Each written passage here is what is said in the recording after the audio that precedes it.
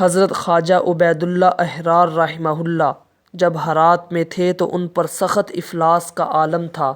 ان کے پاس صرف ایک قمیض تھی جو جگہ جگہ سے پھٹ گئی تھی، اسی طرح ان کی دستار کی دھجیاں لٹکی رہتی تھیں، مگر حضرت اپنا وقت نہایت صبر و شکر سے گزارتے تھے۔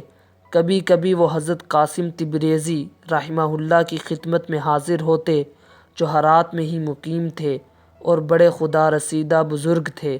وہ خواجہ احرار رحمہ اللہ پر بڑی شفقت فرماتے تھے کہ اے عبید اللہ، انشاءاللہ وہ وقت بہت جلد آنے والا ہے جب تیرا افلاس دور ہو جائے گا اور دنیا تیری مطیع و فرمانبردار ہوگی۔ کچھ عرصہ بعد خواجہ احرار رحمہ اللہ تاشقند تشریف لے گئے اور ایک زمیندار سے شراکت کر کے زراعت کا کام شروع کر دیا۔ اللہ تعالیٰ نے اس کام میں اتنی برکت دی کہ ان کے کاشتکاروں کی تعداد ہزاروں تک پہنچ گئی اور ان کی زمین کی پیداوار کا عشر ہزاروں من غلہ تک پہنچ گیا۔ اسی زمانے میں مولانا عبد الرحمن جامی رحمہ اللہ ان کی زیارت کے لیے تاشقند آئے۔ انہوں نے شہر کے قریب دیکھا کہ ہزاروں من غلہ باہر جا رہا تھا۔ لوگوں سے پوچھا کہ اس غلے کا مالک کون ہے؟ انہوں نے کہا خواجہ عبید اللہ احرار۔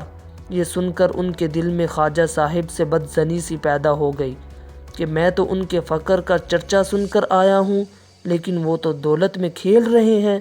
چنانچہ انہوں نے واپس جانے کا ارادہ کیا، مگر پھر خیال آیا کہ اتنی دور سے آیا ہوں، ان سے مل لینے میں کیا حرج ہے۔